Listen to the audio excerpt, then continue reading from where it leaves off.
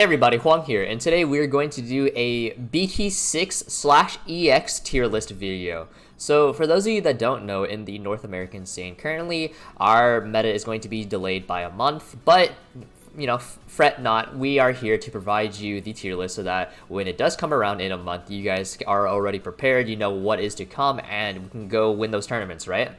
Here with me today is Zero, my partner in crime. Say hello. Hey, what's up, guys? Alright, and so Zero and I, we're going to do a little bit of an analysis, and we're going to go over the tier list and how we feel about it. This tier list is based on both of our playtesting as well as data that we previously had in Japan. Obviously, Japan meta will probably be very different from ours just because of best of one versus best of three, as well as a bunch of other reasons. But nonetheless, let's kick it off. Jesmon best deck. Jesmon best deck. Right? No. It's a deck. Okay. Copium aside, I think Jesmon is a tier 1 deck. A lot of people will say Jesmon is actually best deck because it can kill you in one turn. You can swing for like 5 damage, finish with Omnimon, and like sure. We can do that. I'm not saying you can't. The ceiling on Jesmon is insanely high, absolutely phenomenal ceiling, but the issue with Jesmon is that it'll lose to itself more often than it'll lose to the opponent. You're probably going to brick more than you realize. Now, the reason I say this is because of the amount of sister mons that you kind of have to shove in, and because you have to shove in these sister mons, which you can't digivolve, by the way, you lose a lot of your consistency, and as a result, you tend to brick a lot more than you realize. In a best of 3 scenario, you have to potentially play anywhere from 24 to 30, not 32 games, 27 games, 24 to 27 games potentially. And that's a lot of chances for you to just draw your bricks. So definitely, assuming you have 3 games every time. Yeah. Minimum is 16, of course. Yeah. So again, you're still playing quite a bit more games on average than the Japanese meta did. And another note, particularly for Jesmon, is that the level 5 savior is so important to the deck that not seeing the level 5 is often enough for you to lose the game.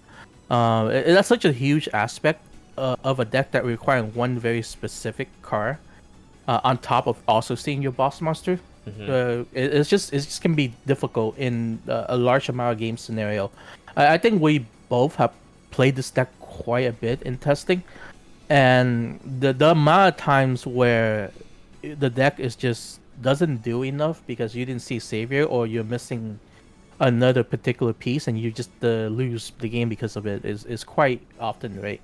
So interestingly enough, a lot of Japanese lists actually only ran 4 level 5, 4 being the Savior, because their ideology was if you don't see Savior, you're probably going to lose the game anyway. Jesmon is very similar to what Imperial Ultraman was, if you've ever played that deck previously. And you need to see a very specific 5. If you don't see the specific 5, you're probably going to lose the game. You probably need to see your Tamer. If you don't see your Tamer, the game gets significantly harder. If you don't see your specific 6, you literally have no other backup plan. It is literally just Imperial. I have literally just described Imperial to you all, so keep that in mind as you play this. But without further ado, I would argue it's probably just Imperial with a much higher ceiling. Yeah. And people would say, hey, Imperial can play the game, like, it had 8 level 5 to work with. But I think people who play Imperial probably realize that whenever you're on Dino B... Oh, it sucks. It sucks. Yeah.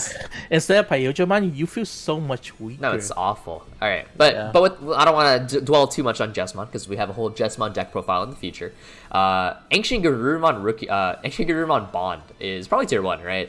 This is one of the decks that is the most hyped going forward into the BT6 meta, right? Because the ability to pop off, deal 4 damage rather effortlessly. And you also aren't just forced into that bond. You can very much so also just go for the Ancient Gabubon combo, which can still be very, very potent. So overall, I think this is actually a very formidable deck to be aware of going forward into the BT6 format. I do want to touch a little bit on it, though, that in testing, I think the Rookie Rush variant actually is better than the Ancient Gabubon variant. But nonetheless, I still think it's a very powerful tier 1 deck. You can make an argument for the low tier 1 in my opinion, or very high tier 2, but I would probably say Rookie Rush is the way to go. I think it's a very good deck, but I disagree with the notion that the setup is effortless. A lot of lists for this variant ran both. It ran both of the option, right? The delay option to get the memory set up because that is true. That is a very lengthy combo. Right, the whole setup itself is still like 6 memory to pull off. It is not. It is not something you just casually get off and do all the time. It is a very lethal combo, to be sure. If you don't run into a Gaia Force or something, you will push your opponent and kill them from 3 damage, right?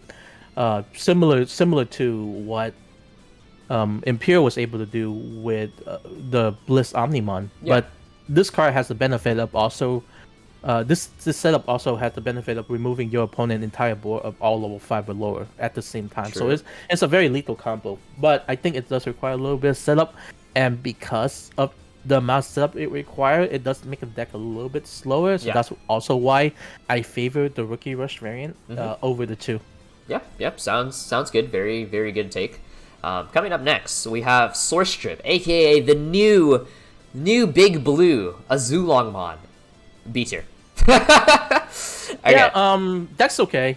As many of you who play Hexblau, it has some of the similar issues that Hexblau does, but Azulong is basically just a better version of Hexblau, right? It punishes your opponent for going wire and bore and having a bunch of Digimon without Source Strip, and it can swing for like 5 security check and then also untap itself with Magiromon. So it's a very good deck. I think it's a good card, but into the meta, the weird thing is that it's in a very unfortunate meta where a lot of decks just don't go that way. So it just doesn't benefit as much as you would think.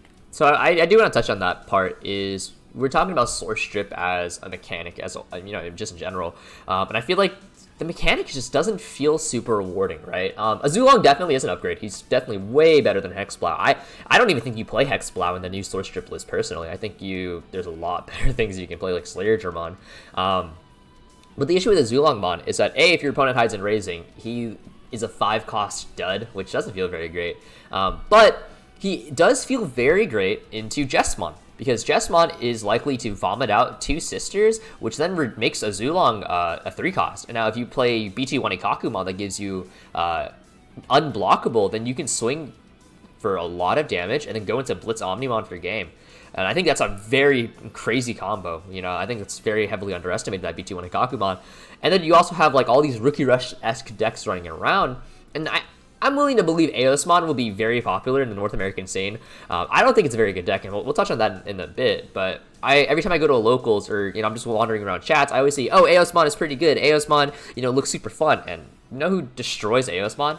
Azulong. Azulong absolutely farms Eosmon. I think the biggest thing that keeps Azulongmon out of tier 1, despite it having a good Jesmon matchup, good Rookie Rush matchup, and etc., is security control and musket. Azulong absolutely gets destroyed by security control and musket. It's not even like close. There are way too many cards in security that'll just blow you out when you swing for 5 damage. It only takes one of them to just immediately get rid of your tempo. Is that an Iron Fist? Is that a Wyvern's Breath, Fly Bullet, Trump Sword, whatever it may be? It'll just take you out of the game immediately. And I think because those 2 decks will see such a significant presence in the North American scene, I think it's really hard for me to put Azulong in tier 1. Yeah. One end note that I want to add, based on what you mentioned, because one difference we might have in our meta is that because we got the new promo for Diaboromon Kusariman. It could raise Diaboromon in the ranking and how popular the deck becomes. True. If Diaboromon become a popular deck, there might be an argument. It's Azulong time, baby. Right, because then certainly Azulong is a good counter to more than just like one tier 1 deck in the meta. Very right? true. Like if it has multiple tier 1 deck in the meta, that the strategy that it counters, then certainly, hey, maybe this is a viable tier 1 deck. But as it is, with the state of everything right now, we just don't have any data to suggest otherwise. So it's staying too. So I think you bring a really great point, because I completely forgot EX was even on this list, honestly. Is that Geo Bore, I think it's going to be a huge presence in the North American scene because of that new promo and all the new support we get for the deck in the EX set. You can give all your tokens blocker. And like I just mentioned before, we can give a Zoolong unblockable. So, I'm just saying. But yeah, we can touch on that when we get to yeah. All right, Agu Bond, tier 1. Yep, I agree. Straight up tier 1. I think this deck was definitely not well represented in the Japanese format. I think this deck is way better than people gave it credit for. I definitely think this deck will need a lot more testing overall, just because it doesn't have a lot of data previously to work with, so we kind of have to establish our own data going forward in English testing. But I definitely think this deck has a lot of potential. Promo Greymon is absolutely phenomenal as a card. Being able to swing for 2 damage in a bond meta where everything is a low DP threshold, so you're either swinging for like 7 or 8k on average, and like that's crazy. That's super huge. That 2 damage chip is really, really great. Yeah, it's a good deck. It is a good mix between Rookie Rush and Security Control. Very interesting playstyle, but we'll have to see how well it actually performs in the meta. I think one of the biggest things that hold back Agu Bond, and we'll touch on that like quite literally right now, is Black Royal Knights. I think Black Royal Knights is very, very, very good. Black Royal Knights, just in general, Black has been seeing a huge uprise in the meta in English. We saw BT5 with the Black Metal Gabubon, Sword Defeat Turbo, and now we have the whole Alpha Ganku Crania package. So the really cool thing about Black Royal Knights, and why I'm super excited for this deck, is because Craniamon does extremely well into this format. It does super well into Agu Bond. It does well into Security Control if they don't see Wyvern's Breath. It does super well into the Musket matchup. Just overall, there's a lot of effect destruction being passed around, and Craniamon is just like, no, I won't let you do that. You can't do that. And then if they decide to go wide, they want to play around Craniamon, cool. Gankumon comes out and punishes them. Gankumon just slams his fist, breaks the board, and you're just in a super, super good position. But yeah, I'm super excited for Black Royal Knights. I don't know about you, but I think this deck is definitely super strong tier 1 potential. Yeah, I think the deck itself is quite good. It's a very interesting deck build and pilot. So very excited going forward to see how it actually performs. But just nice seeing Black represented in tier 1 after not being in tier 1 for so long. So yeah, I don't think there's really any argument to not put it there. It for what little result we had in Japan, it seems to have done okay. I know Black Royal Knights actually did quite a bit in Southeast Asian regions like Malaysia and Indonesia and whatnot. Black is very popular in those regions. I know I was talking to Ryan Kai, who, if you don't know, is a very famous Vanguard player and still a very great Digimon player. He was telling me about his meta, and he was like, yeah, I have to play Millenniumon in purple because all these Craniamon players are running around. And I was just like, that doesn't exist in English format in North America. So regional differences, really, really cool stuff. And it's just very interesting. The only issue I have is I hesitate to use any data that we get out of Japan or Southeast Asia right now because of various issues going on, and there's just no large tournament. Right. It definitely. There isn't a lot of precedent for previous data because of those certain binding criteria, restrictions and whatnot, and so we really, as English format comes out, we really do have to do our own testing and come to our own conclusions because we had BT5 in previous formats other than that, and we had a pre-existing data to work off of, and now we're kind of like we're a bit in the dark. Yeah, all we have is local data, and I just don't think local data is not very reliable. Yeah, it could be a 5-person tournament for all we know, and it's just not valuable data to use in any sort. I think the only thing you can use it for is to determine which deck is popular. Yeah, I think a lot of people will be really excited for this deck because they see Alphamon, and Alphamon is like a super huge fan favorite deck, Digimon rather. But I think Alphamon is the weakest of the 3 knights. Craniamon and Gankumon definitely are the star of the show. So if you pick up this deck, do be aware of that. Yep. Okay. Next we talk about potentially what is probably the best deck in the meta. All right, yeah. So Gabubon Rookie Rush is arguably the best deck in the meta because when we did look at what little Asian region data we did have, Gabubon was stealing tournaments left and right. It's just overall, it's super crazy across the board, right? You can swing for 3 damage off of your Gabubon. You have Lobobon to push for lethal. You can remove boards rather effortlessly. Vulcan Hammer is a very powerful card. Blue just got a memory blocker in the form of Madoki Betamon. That's also a really crazy buff. Gabubon Rookie Rush is definitely the deck to keep your eyes out for. I think this deck has absolutely stellar ceiling, and the floor is pretty high as well. I think if anything holds this deck back, it'll be the fact that it is the new Lord Nightmon of the format. What I mean by that is everyone will see this as the best deck in the format, and everyone will recognize this as a threat, and so as a result, everyone will start building their decks around how to beat that deck. So we'll probably see a rise in decks that just stomp Gabubon Rookie Rush. For example, how did they out Craniumon? If they don't have Rattlestar, Gabubon can't do it. So how do you do it, right? Just things like that. But as we are starting the format out, I think Gabubon Rookie Rush will be the best deck. And then as time goes on and people adjust and acclimate, I think we'll slowly start to see it peter out. Yep. You make a very good point because we started seeing Jasmine just throwing 4 Gaia Force just to potentially check one into just sack it. Yeah. I mean, like if you check one into Gabubon and stop them mid combo, like that's good enough to win you the game sometimes. So we've seen that type of deck adaptation and going forward, because every color now just have like a major option that can just blow up a big stack. Well, almost every color. But we'll touch on that. We'll touch on that. Okay. Yeah. It's green. I'm sorry. I was talking about relevant colors. Oh. My heart is broken. Okay, go. Next up on the list, Musketeer. I know you have played a lot of Musket, and I know Karan and Tessero over in the Hoang Zero Discord have as well. But I think Musket is a tier 2 deck, and my logic behind this is too many decks, either you can play around it, like play around their security, or like you can't touch level 7s unless you have Trump Sword or your own Millennium Mon. And I think that's such a huge thing because Gabubon and Agu Bond are both level 7s, which huge, by the way, super huge. But then you have Jesmon who can just play Delicate Plan and then kill you from 5. And then you have Black World Knights who can just play Craniumon, and like, what do you do to Craniumon? You have to hope you have your melee, right? You have to hope your level 6 sticks on board to melee. I think it just feels awful. Yeah, test this pretty extensively.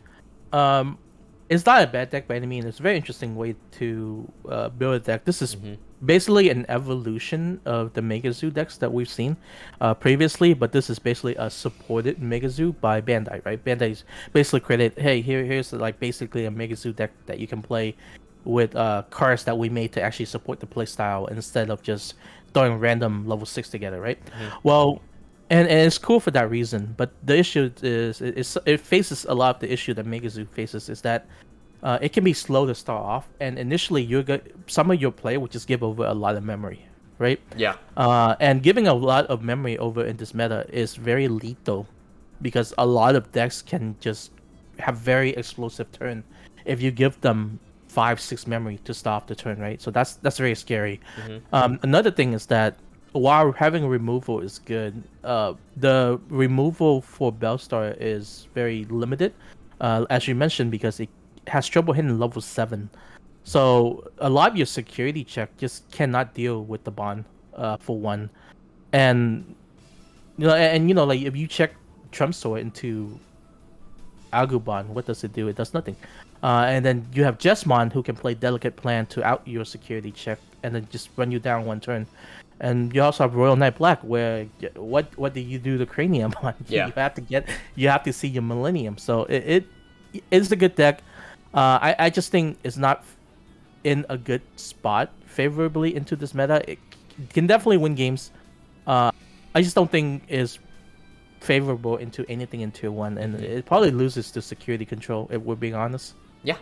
Okay. So the new one of the new kids on the block, a deck that this deck specifically didn't exist in the Japanese format, is Dynasty Yellow. And the reason I say it didn't exist in the Japanese format is because we recently got a new yellow promo, Kudamon. Kudamon is a 3-cost to hard play on play when you can take a Kentorismon from your trash, put it to the bottom of your deck, I believe it is, and then heal 1. Why this is significant is because if you guys don't know, Dynasmon is on Digivolve, check the top 6 cards of your deck, and reveal them, grab 2 level 6 or lower, add it to your hand, and then mill the rest. So you can mill those Kentorismon and then get that heal off the Kudamon, and I think that's actually very impactful. I think that'll make a very interesting dynamic for yellow overall. And then of course we have all of the EX support and whatnot. We can touch on that in a bit, but I actually think Dynasmon has potential to be pretty up there in tier 2. If maybe somebody solves it, maybe even tier 1. But this is definitely a deck that's unexplored and will need a lot of testing. Yep. Healing in particular, being able to heal on demand in this meta is very valuable because a lot of decks will have threshold where they can kill you from, right? So being able to just heal out of lethal threshold mean that you can force a bond deck to put themselves in the bad position if they were to warp into one of the bond, right? And they could be setting themselves up for lethal if they just haphazardly go into a bond while they can't kill you, and you just counter back, with your own card. So that's a consideration for this deck, but it definitely need a lot more testing for it to be considered anywhere close to tier 1, in my opinion. But currently, I think tier 2 is a very good place for this deck. I think one of the biggest buffs this deck gets on EX collection, I'll just touch on this very briefly because I'm probably going to forget if I don't do it now, is the new Magna Angemon. It's when you, I believe when you lose a security, you gain a memory. So very similar to Wizardmon. So it turns Dynasmon into a 3-cost evolution. But also, Magna Angemon can swing for 11k. Yep. Why that's significant is because, guys, we're in the bond meta, which means DP thresholds are just very low in general. And so as a result, 11k is a pretty safe threshold to be swinging at. So being able to get that free chip and then Digivolve into your Dynasmon, I think holds a lot of value. You can also Digivolve into a Kentorismon if you just happen to draw into it, minus security attack from the bond field, and that's also very potent. Yep. And to be of note, the plus 4,000 DP lasts until your opponent end of turn. Yeah. So that means if you were to swing with your Magna Angemon and you evolve, your Dynasty is now 15. Yep. Oh, is Dynasty only 11? Okay, I thought it was 12k. It could be 16. Whichever. It doesn't. I don't think it matters too much. But the point is that it will be significantly harder to remove because it out a lot of Digimon threshold for them to swing over. So it's just good to have. All right, guys. So Eosmon, best deck in the format, right? Why are you laughing? Why are you laughing? The state of green in BT6 is how I would place Eosmon. So best deck in the format? Sure, if you want to believe that. Okay. On a more serious note, begrudgingly so, it's tier 3. Yeah. No. Let me handle this one. Okay. How I feel about Eosmon? I say as I have a Morphomon right above my head right now. God, I hate this deck.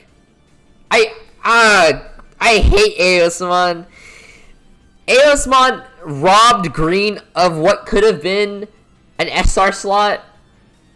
It robbed green. Straight up. And it wasn't even good.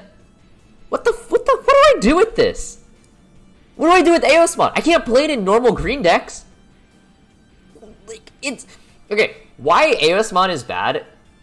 Think of BT1 Omnimon. Double swing, pop a Digimon. Okay, no. You have that image in your mind.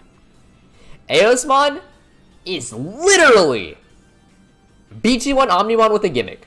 On Digivolve, pop 1. I have security pressure because double swing is basically 2 damage. It's like the same thing basically. What the heck? What do I do with this? Okay, it gets better in EX collection because 60% win rate, that helps it a little bit, and Analog Boy also helps it a little bit. Sure. But again, how am I winning? Like, what am I doing to win? Like, maybe I'm crazy. Maybe Aosmon actually is the best deck in the format. You know, cutting edge, red tie, make Aosmon cutting edge, pop 8K. So what? Ah. Okay. I think the biggest detriment to this deck is that the condition require you to run so many Aosmon, and the issue is I don't. Okay, so objectively, I don't think the level 6 Aosmon is that terrible because it is after all, BT1 Omni that's one a level 6 instead of level 7, right? So that has some merits. But the issue with it in general is that payoff is not good enough for the deck requirement of making you running so many Aosmon. And I think both the level 4 and level 5 Aosmon are just not good cards. Okay, so if you guys don't know, that reaction I just had, that was me after coming to terms with what happened to green this set. If you go back and watch my BT6 set review, I lost all hope in that video when I read Aosmon. Y'all should go back and watch it. It was God, it was bad. It was bad, but I don't want to talk about Aos anymore. I don't want to talk about Aosmon anymore. This one hurts. Lilith Loop. It's probably like tier 2.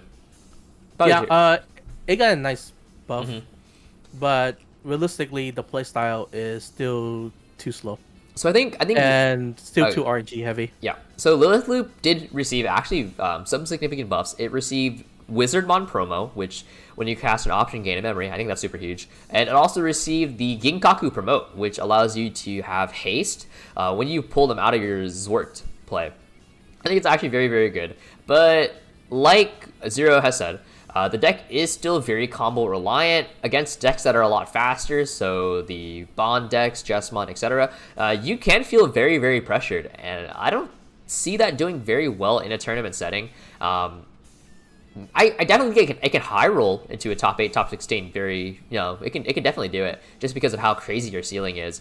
But because of where your floor is at and how consistent it is, which it isn't again, I don't think it'll win any events. I don't think it'll top 8 very often. I think it'll definitely struggle into the much faster format overall.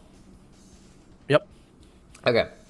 Can't wait for this deck to win the first major event. Yeah, it's gonna win it. I'm gonna bite my tongue. But all right, Gallantmon with the starter deck, right? I know this is your favorite Digimon, so you want to take this away? Sure. I think this is a very tier 2 deck. It doesn't do anything unfair. It's just a very solid card. Gallantmon, see the new starter deck Gallantmon actually see play in Jesmon a little bit because it does represent a very big swing. Because sometimes just having the Gallantmon and the Tamer and the Greymon in source, you can swing for like it's also a royal. It's also a royal knight. Yeah. You swing for 4 damage, right? The card swing for 14 by itself. It's just overall a good card. Yeah, it is a very good generic card. It's just classic red. It's like, well, if I can get this out and swing for a lot of security at once, sometimes it'll just work out. Just not quite good enough in terms of with everything in mind. You can run a delicate plan and all that.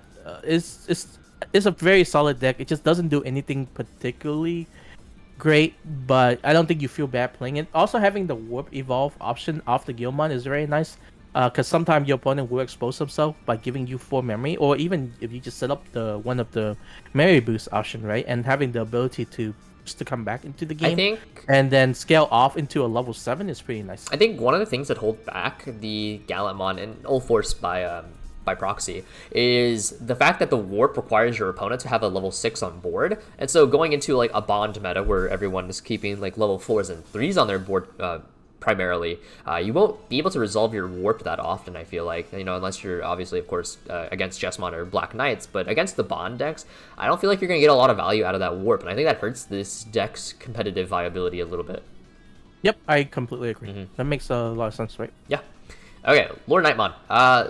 What was once feared as the best deck in the format is probably now tier 2. It's probably tier 2. You can argue this is probably high tier 2. Yeah. But the issue with Lord Knight is that it gets exposed by a lot of the new tier 1 decks, right? I think the biggest thing to come out of this, and what gives Lord Nightmon the biggest run for its money, is the introduction of Atomic Blaster into the meta. Atomic Blaster, for those of you that don't know, is a 5-cost red option that states destroy your opponent's Digimon up to a total DP amount of 8,000. So you can destroy a 3,000 DP Digimon and a 5,000 DP Digimon, a 7,000 DP Digimon, and a 1,000 DP Digimon. Oh wait, what did I just describe? Nightmon plus Starmon? Isn't that Lord Nightmon's bread and butter combo? Weird. Yeah, and on top of that, the deck is just very value oriented. The advantage of Lord Nightmon is you flood board really fast, right? Or you just flood board a lot, but you don't actually kill your opponent that fast. No. Most of your advantage come from flooding board, generating a lot of pressure and forcing your opponent to remove your board, while you're continuously gaining board and just you maintain the tempo that way. But the decks in the good decks in BT6 doesn't care. Like Jesmon can come out swinging for 4 security and clear your entire board. Gabubon does the same thing while swinging 3 times. Agu Bond will blow up your Lord Nightmon while also burning you for damage and swinging with extra security checks. So it's just in that awkward spot. It's just in that awkward spot where the deck is still fine. It's just that the playstyle get exposed because of new strategy, and I think that's good to have. I don't think it's a huge amount of power creep per se. I just think this particular deck is just the playstyle is just not good into this meta right now. Yeah, I definitely do think that we also see a rise in security control. And obviously we'll talk about security control in a bit, but there are a lot of decks or a lot of new options that kind of just stop Lord Nightmon in its tracks. And like you said before, you really do lack a lot of that pressure that you need to finish off your opponent. That's where cards like War Greymon come in and such like that. But the introduction of Iron Fist, Wyvern's Breath, Geschwaltz, or however you want to pronounce it, Geschwalgamir, really just blows the deck out. And I think it's a really important note is that just in general, options have become a lot stronger, and they're a lot better at removing board than previously. Okay. So our Massimon, probably tier 3. I know Massimon is a huge fan favorite in the North American scene, and it got a lot of really cool toys. I got Beluchimon, Mimicmon, Wizardmon even, and that's cool. It's really great. Having new level 4s is always super hype. But there is a huge issue as to why I think Massimon can see competitive viability. And its name is Bauhackmon. Bauhackmon is a level 4 in Jesmon that states if you have a Sistermon on your board, on attack, pop an opponent's Digimon that has 5,000 DP or less. Most of your level 4 call targets in Massimon are 5,000 DP or less. So Bauhackmon is going to just pop the board. It's really bad. It's bad. It's bad. It feels really bad. It feels awful, really. And Gabubon can obviously bounce your board. Agu Bond can burn your board. You lose to Atomic Blaster. It's a whole skew of things. I do think the call targets are very excellent, and so you can argue maybe very low tier 2. But I think realistically speaking, pure Massimon is going to be a tier 3 deck just because of how weak the DP threshold is and how underwhelming level 4 are in this format. Yeah, I think the other question you have to ask is if you play Mastermind, how are you winning games? Yeah. Unlike before, where flooding board with Digimon and having your opponent not have removal and swinging for lethal is a win condition. I don't think that's a realistic win condition in BT6 and going onward, just because so many decks is able to punish a standing board, right? Yeah, it's a bit slow, huh? Yeah. Anything that just says, say, I'm gonna set up on board and then try to swing for lethal in one turn is probably not a real win condition. So I just don't think it's good enough, it does enough for it to be considered tier 2. All right, Pile Volcamon. I think this deck was very heavily slept on in the Japanese format because it has a really good Jesmon matchup, assuming you don't brick.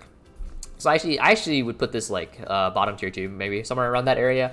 And the reason why I think this, and some of you may think I'm crazy and everything, but Pile Volcamon is when one of your Digimon is destroyed or deleted, you may de-digivolve one of your opponent's Digimon by 1. And so you have your block, when a blocker is destroyed, de-digivolve by 1. decoys destroy, de-digivolve by 1.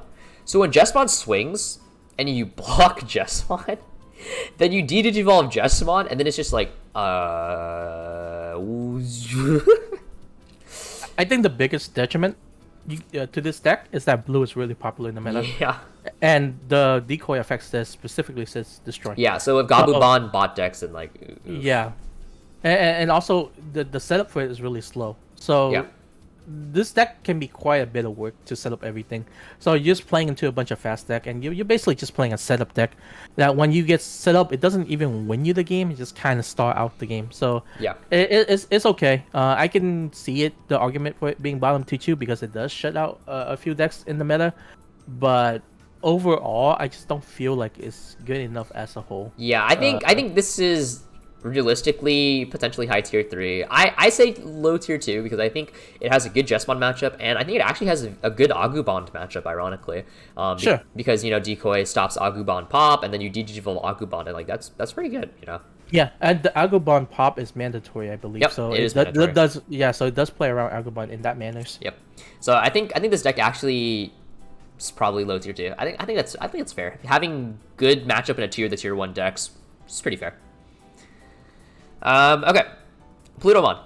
I think even with the new Wizardmon promo, this is probably a tier 3 deck.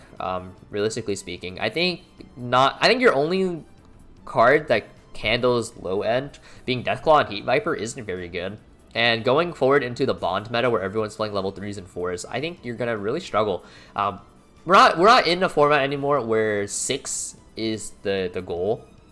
We're in a format now where we have to accommodate for level 3, 4, and 6, and Plutomon can't cover all those levels, which kind of sucks because I really like Plutomon. But realistically, this is a tier 3 deck even with all the buffs. In many ways, the strength of this deck is just it being a weaker version of Musketeer, right? Because the focus of this deck is just removing stuff on the board, but it doesn't have the range of remove the Musketeer does. No. If Fly Bullet was a 6 cost, then like we could be talking then, but it doesn't. Yeah, and it's also much less consistent because you have to keep drawing into your removal, where Musketeer can play removal from your trash. So and it just doesn't have the presence on board. So with all those reasons in mind, it's just a lower tier Musketeer. Okay. Coming up next, Rookie Rush, everyone's fan favorite. Rookie Rush, in my opinion, is probably still a tier 1 deck. I think it is extremely consistent, and it got 2 very excellent tools in the BT6 format, being 8mon and Acid Injection. 8mon is a 2-cost evolution, but it's an 8k beater. So... it hits hard. It hits very, very, very hard. It'll swing over majority of security checks in the meta. For Rookie Rush, that's fantastic. Your body's sticking around after the swing. Acid Injection allows you to burn one of your own security to pop a 5k, so those pesky 5k blockers get out of your way. You know, Sistermon stopping you, burn it. I think overall, this deck, it will remain in tier 1, just because of the fact of how consistent it is and just how ridiculous 8mon is as a card. Yep. And also, this is a meta that encourages your deck to be aggressive, right? Mm-hmm. If you swing again into the Bond decks, if you rush the Bond decks and you push them into an uncomfortable position where they cannot warp evolve and end the game, they are unable to warp evolve because when they warp, they burn themselves with 2. So if you push them to 2 early and they try to warp and they can't kill you, you can lethal them back. So that's very scary, for your opponent. And Rookie Rush does have access to card like Lobomon, which can just randomly lethal off a Tamer, right? So it adds that extra level of concern that both of the Bond deck have to consider when they go for any big plays. And by the same extension, is good into abusing Jesmon, because as we mentioned, Jesmon can be a slower deck because it needs to see very specific pieces. So if you play into Jesmon in a game where it's not seeing all of its pieces early, you can just rush them down before they can get set up. So for that reason, I think this deck is arguably tier 1, right? We still do have to consider the fact that Atomic Blaster is a presence in the meta. Atomic Blaster absolutely does work into Rookie Rush, but 8mon is being 8k means that he consumes an entire Atomic Blaster on his own, as well as you can't kill 2 5ks with Atomic Blaster. That's also a very significant thing. Yeah, it's really funny. We keep calling these deck Rookie Rush, but they're more evolved into level 4 Rush stuff. It's just 8mon, man. It's just 8mon. You can Sometimes Turi. Sometimes Turi. Yeah, you can also run blue and run Octomon. I think Octomon Sure. being another big card is very significant, right? Well, green. I think green has a 7k beater. It might not actually. Whatever. I know it gets monochrome on in BT8. That's all that matters. But Ancient Greymon, it's tier 3. It got piercing, which solves one of its biggest issues. But until it gets further hybrid support, it's pretty middling. It's pretty underwhelming. Yeah, it's a one stack window deck, and it suffered from all this sugar one. Remember how we were talking about like security control and all these like crazy new options that pop. You can run Delicate Plant, sure, and that's cool and all, but then like what do you do immediately afterward? Like all your steam is gone, right? Yep. Okay, Shine Greymon. This is probably in tier 2 around this area. I'd probably pair it up with Dynasty because they probably share fundamentally the same core. But Shine Greymon did receive a buff in the new TK Inkari, which is if you have less security than your opponent, gain 2 memory at the start of your turn. I think it's pretty impactful. I definitely like it a lot, but I don't think this deck had a lot of support. It didn't have a lot of data to support it. Like it popped up very infrequently, given how little data we had to begin with. It pops up even less than that, and just in general, it's kind of hard for me to envision a board wipe getting a lot of value. Like against Black Knights, sure, but the other decks they kind of just want to like go and get their body off the board immediately. And so, what are you really popping? So I don't know. I'm not sold. Yeah, for me, I would almost even put this in tier 3 because I feel like again this is just worse Musketeer. You're not doing anything that Musketeer can't do. I guess you're wiping a level 7, but I think the biggest thing is just like the amount of memory control you will end up having. Right? Yeah. That's the one advantage it has, and it can run 4 Wyvern Breath, which will out the bond in security. Yeah. But overall, it's okay. I don't think it's that significant of a deck. Okay. Shotmon is realistically tier 3, like kind of high-ish tier 3, or maybe like low tier 2. I can see the argument for low tier 2 because it did get faster. So with Ashuramon, right? So Ashuramon is at level 5, 8,000 DP, and it has Blitz, which means it'll proc all of your Blitz support, and that's really nice. So the deck it got a tad bit faster. But realistically, this is like hovering between tier 2 and tier 3. I think one of the benefits, though, of Shotmon is the ability to pop small bodies. So it can pop Sistermons, it can pop Rookie Rush, it can pop the bodies that bonds flood out. I think that ability is very significant. So I think that warrants it to be at least higher than Gallantmon, in my opinion. Okay. But I don't think that's saying too much in the grand scheme of things. I think near the end of tier 2 is very almost interchangeably with the top of tier 3, to be honest. I would agree with that. All right, Titamon. You've put in a lot of time into Titamon. You want to take this one away? I think you can make an argument for Titamon being low tier 1 or high tier 2. The reason I think is low tier 1 is because this is probably one of the most versatile purple deck. Unlike a lot of the other tier 1 deck in this that we see on this list, Titamon just kind of doesn't need to see specific pieces, right? Like it just like I just need to get to level 6 and I just need to see my level 4s and it'll go off. And cards like Agumon being able to remove your opponent's stuff on board it is very valuable in this meta, especially into the bond matchup where you can just remove their promo Greymon, or you can remove just a bunch of the Digimon in general, while also establishing Temple and Bore. And the deck does have almost of a OTK setup play, where you can evolve Titamon over your War Groundmon and swing with extra security check twice, while also setting up a Gigaku promote to do a rush attack. Guys. Purple finally has a consistent deck. You may now rejoice. Purple players rise up. It is the most. I think it's the most consistent purple deck we've seen so far, and it's very solid.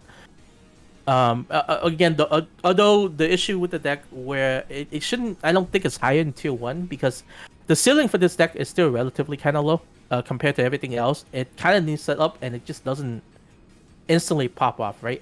Every play you make is kind of built up over time. So the issue with this deck is that it just can't turn the game on the flip of a coin, you know? So for that reason, it's lower in tier 1, but it's still a very consistent, it's a very solid deck, and I can see this deck getting a result. Yeah, I definitely do agree with that. Titamon having the ability to OTK your opponent back is very, very, very impactful because, you know, it's like, oh, you're going to OTK me, I'm going to OTK you first. And, like, it's just like, it's really good. But, yeah, like if a Bond player ever just, like, randomly Bond you and you have to set up on coming out raising, you can just kill them on the backswing. I think another really interesting part is you can't tech a lot of things into Titamon. I know the most popular partner to Titamon is Massimon because, again, you can just pull out the Ginkaku promote and whatnot. But I've also seen some people tech in a small Lilith Loop engine. Rather than having it as the main focus, you can tech it in as a very small piece. I think it's also very interesting. We've also just seen people running Menowa and fuse into the ultimate Digimon just to get off a Zwart. So overall, I think Titamon, like you said before, it is a very versatile deck because its core is so strong. Yep. And it doesn't need to see very specific pieces. Titamon just kind of works by itself. So that's why the deck allow you to just flex in whatever you want, honestly. It is a very cool deck. If you like the deck build, it's probably one of the deck for you to try out. Alright, green toolbox. It's... Tier 3. Yeah. I think a lot of people argue the fact that green has Nidhogg, Ancient Troyamon, and then you like actually play it, and then you just realize how sad it is. Wow, I got really sad talking about this. Oh my god, I got hit really hard by this. Okay. Green is just not what it used to be. It's pretty mediocre in BT6. Ancient Troyamon does stop the bond, and that's cool and all. That's really fantastic, but when you play versus Jesmon, you just hate yourself because Jesmon plays Judgment Blade and just cuts your horse down. Agu Bond rams you. It's just not a great time. It's a very reactive deck in a proactive meta, and it just doesn't do enough. Why is your main boss cost 5? I thought we were done with this shit with Nidhogg, dude. I thought it does get the benefit of the new option, right? Yeah, 60% win rate. I think that's cool and everything. Sure, 2-cost Ancient Troyamon. Whoop-de-doo. Okay, if you guys. I think North America, or English in general, I think will force a green top here and there just because of pure green copium.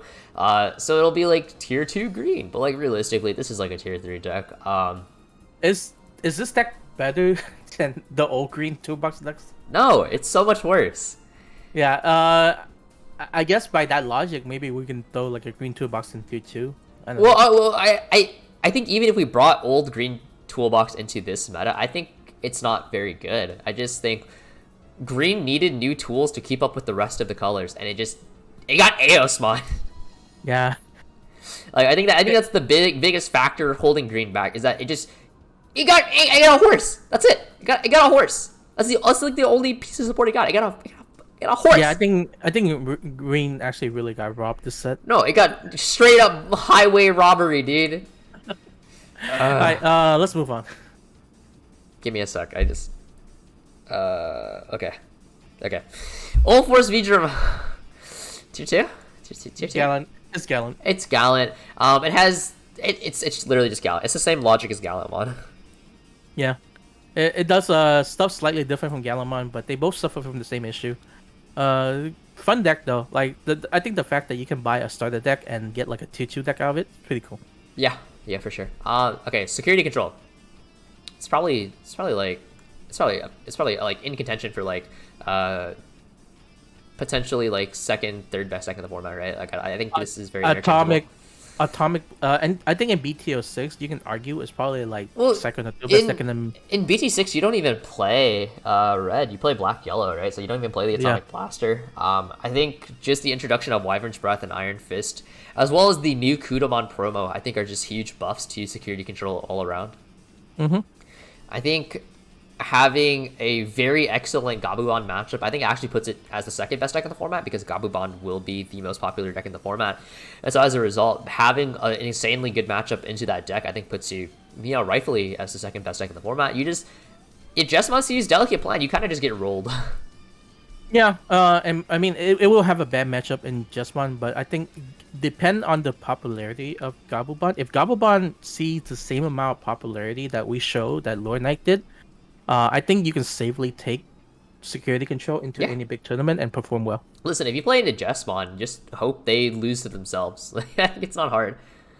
I think security control does see a bit of a downfall when it comes to EX collection because of the new option halt option that stops you from casting options from your hand. I think that's a really big one, but when that does come out, I think security control remains a tier 1 deck. It just probably falls to like 3rd realistically, in my opinion, because I think it's kind of hard for decks to find room for the option halt unless your name is Jesmon.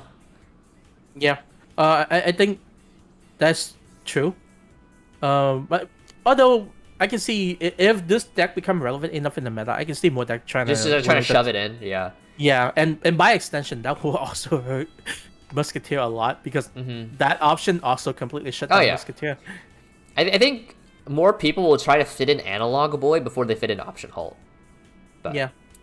All right. Yeah, but that card Option Halt will shut down both Lilith Loop and Musketeer, which will be interesting. Yeah, for sure. Okay, War Greymon. I know you had some interesting takes about this one.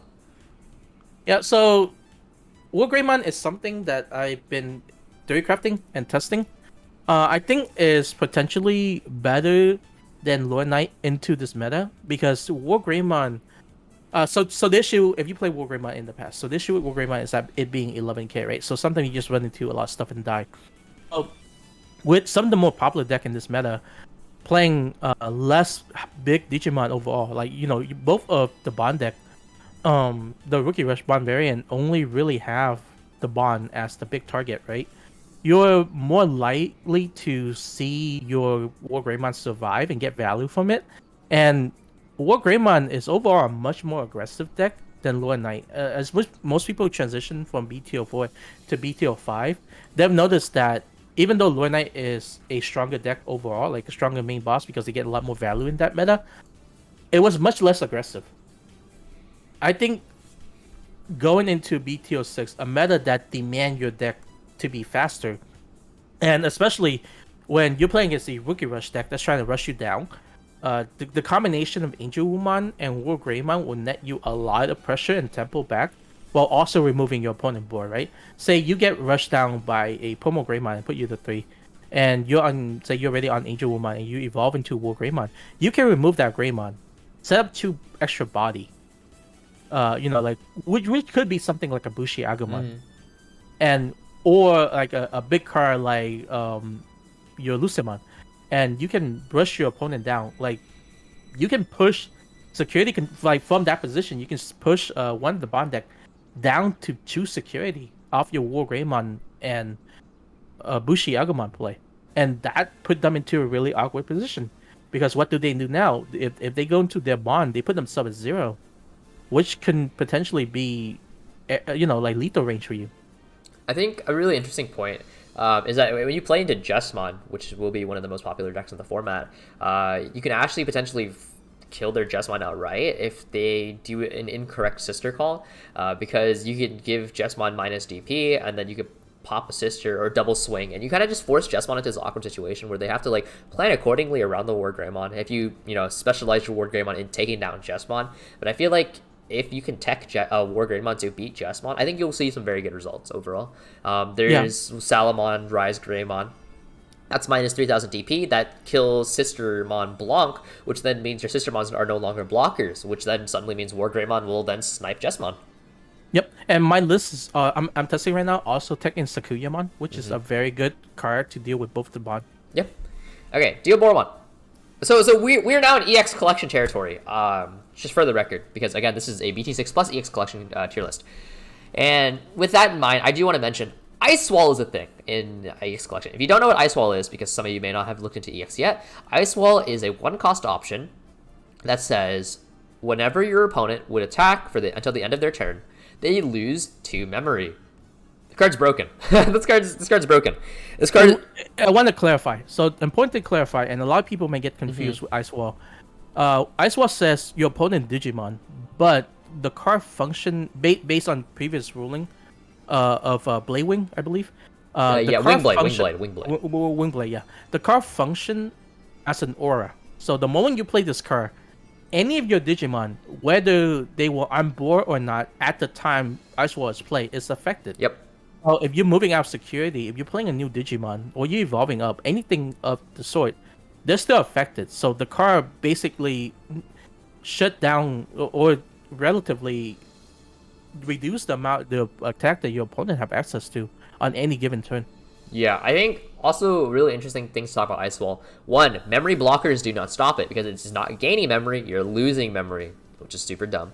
And two, you can stack them, so you can do double Ice Wall, and if they swing, they lose 4 memory, and it's just like, why?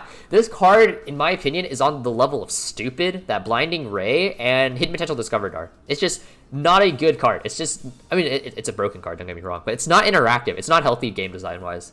Yeah, I think this card might need to be addressed in the future, depending on how the meta progresses. And another problem is that this card is a huge boost to what we think is the best deck in the meta, which is Gabubon Rookie Rush. So the Gabubon Rookie Rush especially has a lot of room to tech in cards like that and options like that. So once EX Collection come out, the Rookie Rush Gabubon list literally just play 4 Ice Wall. And that's the reason why we think the Ancient variant might fall down, because the Ancient variant plays so much more pieces that they may have difficulty fitting in the Ice Wall while keeping the consistency of the rest of the deck. Yeah, I think realistically, Ice Wall should have been blocked by memory blockers. It should have cost 3 memory. It should have cost 3. 1 is too cheap. 1 is far too cheap. But whatever. Anyway, talking about the EX decks, Geo Bore. Previously, EX collection, I think Geo Bore was like realistically a tier 2 deck. But with the new Kurosarimon promo that gives all your tokens decoy, this is probably a tier 1 deck now, honestly. Yeah, I think this deck's excellent with the new promo. Yeah. Having the ability to dodge removal on your big stack is huge in this meta. Alright, so wait, if we go over what is meta. Okay, Gabubon, you can't bounce the tokens, they're all level 6. Agu Bond, token eats up decoy. And then you just block it. Jesmon, block again. Security control, decoy. Just Alphamon, Ganku, whatever. Like we're getting. You see the point? It's just like that decoy blocker combo, super huge. You want to play Ancient Troyamon? They're all blockers. Ancient Troyamon can't block. Like you can't rest blockers. I think if Geo Bore really does become a huge thing in the meta, I think the decks that'll handle it best. Zoological for one. Zoological will absolutely farm Geo Bore. And ironically, I could see yellow. I think yellow does well too because you just minus DP. Yeah, yellow and a Zoolong will see a rise in play if Geo Bore becomes popular. But overall, I think Geo Bore is realistically a tier 1 deck. It does very well overall into the meta. Okay. Yep, I agree. Deep Brigade Edamon. I know this was a deck that popped up every once in a while. I haven't put too much extensive research into it, but I acknowledge that it does exist. I think this is probably like a tier 3 deck. It's just very aggressive, and a lot of bodies just float, which I think is really, really nice. Yeah, I just think it doesn't. Again, we don't have actual results, so maybe this is a tier 2 deck. But currently, it just nothing it does seem to put it on the high competitive tier. I guess you make the argument that it's very aggressive is good, right? I think realistically it probably ends up in like tier 2, but like because there's so little data about it, we can put it in tier 3 to be safe. But it'll probably end up being a tier 2. Okay. Alright, Imperial Ultraman. Imperial Ultraman had significant buffs from EX collection. It literally got what? 9 new Digimon, right? Or no, 8 new Digimon. 8 new Digimon. It got 8 new Digimon. 8 new Digimon plus Ice Wall.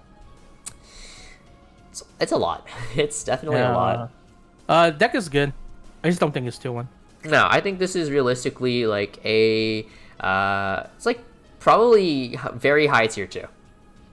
Yeah, it's probably is an evolution of the old Imperial. But I guess it's good design, but it's an issue for the deck because none of the new support kind of just like support the old play style of just ramming everything in and just like attacking a bunch of time, right? I think the new support is more like kind of like mid range play style. I think more so than anything else, all the new pieces means that everything you draw in the deck is now a combo piece. It fixes one of Imperial Ultraman's biggest weaknesses, being that you had to seize very specific pieces in order to make your deck work. And now that everything is a combo piece, that feels really, really great. The only issue, what I think gatekeeps Imperial Ultraman from being tier 1, it's the same logic as a Zoological, is that you just have awful matchup into security control and musket, because all of their options in security will just blow you out.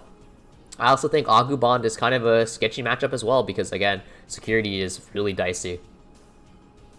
But, if you can dodge those matchups, I think Imperial Ultraman is a very, very strong deck. It's definitely really up there. Has strong OTK potential. It's very aggressive. All the new pieces are great. It's not consistent. So, yeah, definitely this deck maybe inches its way into low tier 1, but realistically it's tier 2. Yeah, I think it'll also struggle into black in general. Oh, yeah, black is hard as well. Yeah. Okay. And the last deck we're going to cover, because I put Gankumon here by accident, because Gankumon and Alphamon are same deck. Machinedramon. Machinedramon is really cool. It's very different. It plays very, very differently. You slam it down, you take all your cyborgs or machines from your trash, or level 5 specifically, shove it under, and it becomes like the super huge boss. It's a really cool deck. Voltron the deck. It is Voltron. It is literally Voltron. This is probably like a high tier 2, low tier 1 deck. I think one of the things that keeps it from being tier 1, we can argue, is that it's very slow. It's very slow. It's very inconsistent to an extent. So it's probably it's like realistically up here, being very real. Yeah, but if you're able to set up the Machinedramon, it pops off. It pops off. Yeah, it is an insane card, right? Because it's anti-removal of all sort, pretty much. Like, the only card it doesn't really dodge is Millennium type effect. Mm-hmm. But like Gabubon, you can block Gabubon. Agu Bond, it can't stop you. It can't. If you get hit by an option that will destroy you, you can just remove 2 sources. Yellow can't touch you. Etc. Like it's just super cool. I think this deck definitely has a lot of potential, and it can definitely be explored around with. Yeah, and the fact that you can set this up to be like a 15k blocker is pretty huge.